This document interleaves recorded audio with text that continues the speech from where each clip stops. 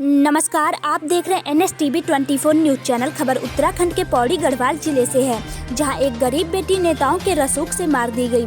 उत्तराखंड के पौड़ी गढ़वाल में भाजपा के माटी कला बोर्ड मंत्री विनोद आर्य के बेटे पुलकित आर्य ने उसके ही रिजॉर्ट में रिसेप्शनिस्ट का कार्य करने वाली अंकिता सिंह भंडारी पर देह व्यापार करने का दबाव डाला। जब वह नहीं मानी तो उसे बहाना बनाकर ऋषिकेश घुमाने ले गया।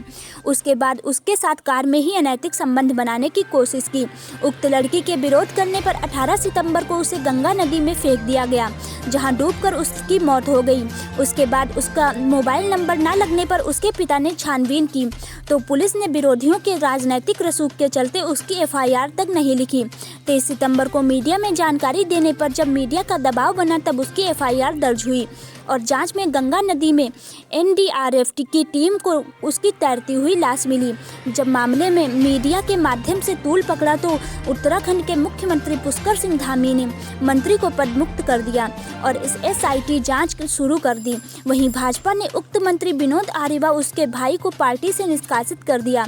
किंतु इस गरीब बेटी का क्या, जो अपने पैरों पर खड़ा होकर देश का सुंदर भविष्य गढ़ सकती थी, उसे न्याय भी मिला तो बहुत देर हो चुकी थी।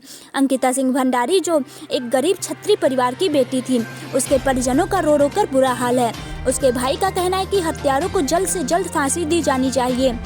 इस प्रकरण में मुख्य आरोपी BJP मंत्री का बेटा पुलकित आर्य, रिजॉर्ट के प्रबंधक सौरभ भास्कर, सहायक प्रबंधक अंकिता गुप्ता, कुल 3 को गिरफ्तार किया गया है और उक्त रिजॉर्ट को फॉरेंसिक जांच के लिए सील कर दिया गया है। साथ ही अवैध रूप से बने मंत्री के अन्य 5 रिजॉर्टों का बुलडोजर चलाकर ध्वस्त कर दिया गया है। अंकिता के मोबाइल से जानकारी मिली कि हत्या वाले दिन उसने अपने किसी फेसबुक मित्र को बताया था कि वह मुसीबत में है। आइए देखते हैं पूरी खबर सहयोगी संवाददाता नेत्रपाल श्रीवास्तव के साथ। अधिक जानकारी हेतु लॉगिन करें www.nstv24media.wordpress.com। फिर भी अच्छा, उल्टा मैंने 3 बार किया, उन्होंने उठाया नहीं। फिर ऐसा कैसे हो सकता है बताइए? भाई देखो, तुम्हारी क्या बात। अगर आपका फोन उनके पास है और मैं 3 बार रात को कॉल कर रहा हूँ तो मेरे फोन पे भी किया आपने? हाँ, आपके फोन पे। तो मेरा फोन भी घंटी बजी? हाँ जी। और मेरा फोन घंटी बजी और मेरा फोन भी नहीं उठाया? नहीं, मैं वही कह रहा हूँ। ये रात की बात है, कोई 10:30 कितने बजे? 10 साढ़े 10 बजे की बात है। 10:30 बजे तक तो हम लोग सो रहे थे वहां रिजॉर्ट में। अच्छा, 10:30 बजे तक तो हम वहां पे लगभग ये मान के चलो 9 बजे तक हम रिजॉर्ट में थे। उसको खाना सर्व किया, खाना खाया उसने। खाना खाया था? हाँ, खाना उसको सर्व किया था रात को। हाँ। कब? हम अपने लगभग 9 बजे करीब। 9 बजे के करीब जब आप वापिस आए थे। हाँ। देखिए, जब आप बाहर थे ना, हाँ, तब मेरी लास्ट टाइम बात हुई थी। उसके बाद आके सिर्फ आपका फोन आया था मुझे। अच्छा। उसके बाद से उनका फोन बंद है और अभी तक बंद ही है।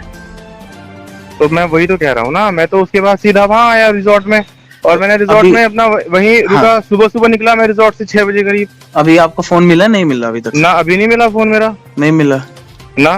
तो आप अपने फोन को सर्च कीजिए ना। अरे भाई, मैंने सुबह उसको सौरभ को भेजा दो ना अपने फोन को सर्च करने के लिए। मैंने सौरभ को बोला, मैंने कहा भास्कर को बोला, मैंने कहा सौरभ ऐसा है, वो अंकिता के रूम में मेरा फोन पड़ा हुआ है, उसे नॉक करके जो है ना मेरा फोन उठा करके चार्जिंग पे लगा दे। मैं अभी थोड़ी देर में पहुंच रहा हूँ रिजॉर्ट में। तो उसने मेरे को बोला कि भैया, उसने सौरभ को भेजा, उसने बोला भैया वो तो रूम में नहीं है। मैंने कहा अच्छा। और उसका सामान वगैरह कह रहा हूँ, सामान सब रखा है उसका। अच्छा, CCTV तो होंगे ना प्रॉपर्टी के? हाँ, चेक तो करता हूँ मैं CCTV क्या है, क्या चल रहे हैं, क्या है, क्या स्थिति है। देखो पुष्प। हाँ जी, हाँ जी, बोलिए। मेरे साथ ना, मैं आपसे ज्यादा जिम्मेदार व्यक्ति हूँ, समझ रहे हैं आप?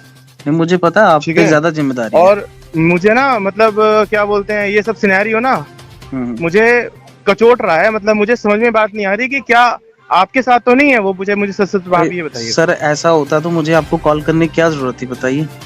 कहीं उसके घर वालों के सामने कोई ऐसा सिनेरियो क्रिएट करने के लिए कोई आपकी और उसकी बात हो कि नहीं चलो मैं चलती हूं। नहीं सर, कैसी बातें कर रहे हैं आप? मैं अपने घर पे हूँ, मेरी लोकेशन देखिए आप। और इतनी जल्दी पॉसिबल नहीं हो सकता, यहाँ से 13-14 घंटे की जर्नी है। बात तो ठीक है, लेकिन अब देखो, अब वही बात हो रही है ना। कल वैसे बात क्या हुई थी आपकी उससे? उसका कल मूड भी बहुत खराब हो रहा था। हाँ, उन्होंने मतलब बताया नहीं ना मेरे को, यही तो है। उन्होंने बोला कुछ मैटर हुआ है, ये वो। क्या मैटर हुआ है? वो नहीं बताया ना, वही तो पूछना था रात को।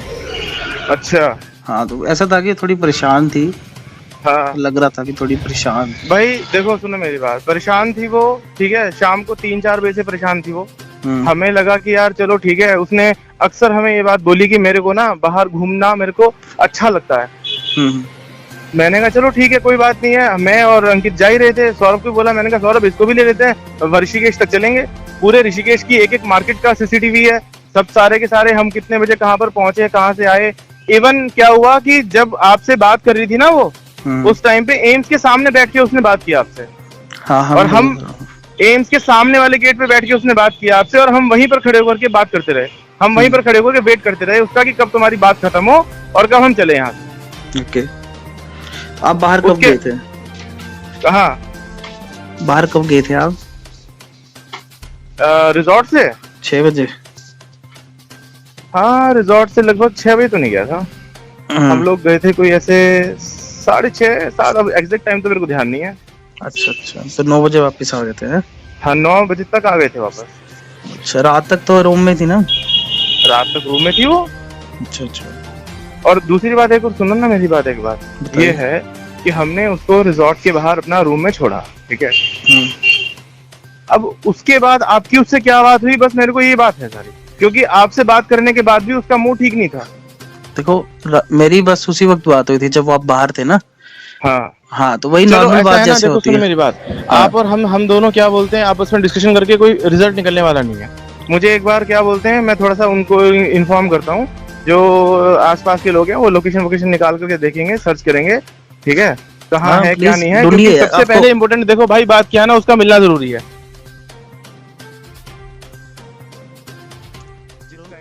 उनका मिलना बहुत जरूरी है, आपको पता है ना, सीरियस मैटर है। हाँ तुमसे ज्यादा इस बात की मेरे को चिंता है, क्योंकि वो यहाँ घर वाले छोड़ के गए हैं आपके पास। हाँ मेरे यहाँ से उसकी मिसिंग हुई है, कहाँ गई है क्या नहीं गई है वो मेरी ज्यादा जिम्मेदारी बनती है। तो आप मुझे भी मेरा काम करने दो, अभी देखता हूँ मैं कहीं ना कहीं से क्या है, कुछ ना कुछ निकालेंगे उसका रिजल्ट। हाँ देखिए अभी तो चलो ठीक है, मगर शाम तक ये बहुत बड़ा मैटर बन जाएगा। तो अभी चलो कुछ कीजिए, आप उनको ढूंढिए प्लीज। और जहां तक मुझे लगता है स्टाफ वाली साइड से कोई दिक्कत आई है, नहीं तो बंदा ऐसे थोड़ा ना परेशान बैठता है। क्योंकि मेरे साथ तो कोई ऐसी वैसी बात नहीं है उनकी कि मेरे से कोई परेशानी हो या कुछ हो, है ना। आप एक बार उधर देखिए कि वहाँ कौन परेशान कर रहा है उनको स्टाफ में। ठीक है ना कोई तो होगा, ऐसा तो नहीं है कि बंदे का रोज ही मूड खराब हो जाए। ठीक है ना, चलो देखते हैं। हाँ ये आपकी रिस्पॉन्सिबिलिटी है, आप ये चीज चेक कीजिए। नहीं भाई वो कोई बात मुझे तो बताए कम से कम। नहीं आपको चलो, आपसे चलो थोड़ी शर्म भी हो सकती है ना उनको भी, चलो बॉस है तो उनको बताया नहीं, मुझे भी नहीं बताया ना। तो फिर ये तो कोई बात नहीं है। चलो अभी मैं भी कुछ ऐसी बात हो जो ना बताई जाए। चलो मैं बताता हूँ आपको फिर। हाँ आप बताइए प्लीज, कॉल कीजिएगा। देखते हैं अभी हम उसके बाद बताते हैं आपको।